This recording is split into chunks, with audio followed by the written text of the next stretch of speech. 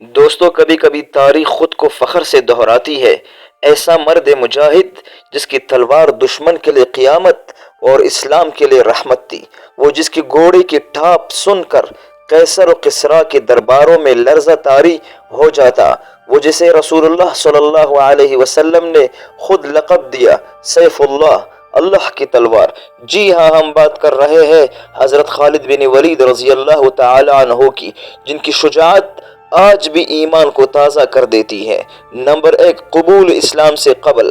قریش کے معزز خاندان بنو مخزوم سے تعلق رکھنے والا، ابتدائی دور میں اسلام کے سخت مخالف، غزوہ احد میں مسلمانوں کو نقصان پہنچایا، مگر دل میں سچ کی چمک تھی۔ نمبر 2، اسلام کا قبول کرنا۔ صلح حدیبیہ کے بعد دل بدلنے لگا، مدینہ آئے اور حضور کے ہاتھ پر اسلام قبول کیا۔ نبی صلی اللہ علیہ وسلم نے فرمایا، خالد تمہارا اسلام قبول کرنا دیر سو ہوا، ورنہ تمہاری ساری زندگی جہاد میں شمار ہوتی۔ نمبر 3، لقب سیف اللہ کیسے ہوا؟ غزوہ موتا میں پہلی بار لشکر کی قیادت کی، 3 سپہ سالار شہید ہو چکے تھے۔ خالد نے جھنڈا سنبھالا، زبردست حکمت عملی اپنائی، اسلامی لشکر کو بچا کر لے آئے۔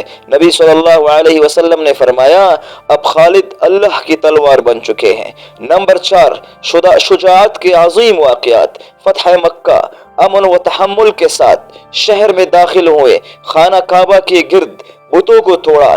یرموک کی جنگ، رومیوں کی لاکھوں کی فوج، خالد کی قیادت میں صرف 40,000 مسلمان، زبردست حکمت عملی تھی۔ دشمن کی صفیں بکھر گئی، فتح عظیم حاصل ہوئی۔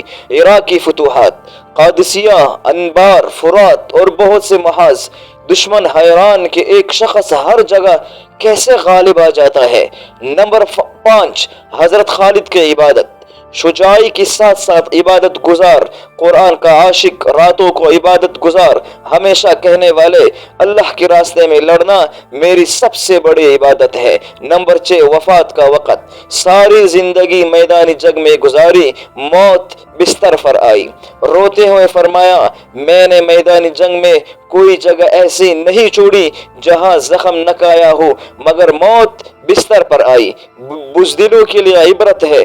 اللہم اجعلنا من الصادقین المجاہدین فی سبیلک واحشرنا مع الصحابۃ الکرام وارزقنا شفاعت خالد بن الولید ورسولک الکریم صلی اللہ علیہ وسلم، آمین۔ اب اگر آپ کو یہ ایمان افروز واقعہ پسند آیا ہو تو ویڈیو کو لائک کریں، شیئر کریں اور چینل کو سبسکرائب کرنا نہ بھولیے۔ جزاکم اللہ خیرا و احسن الجزا۔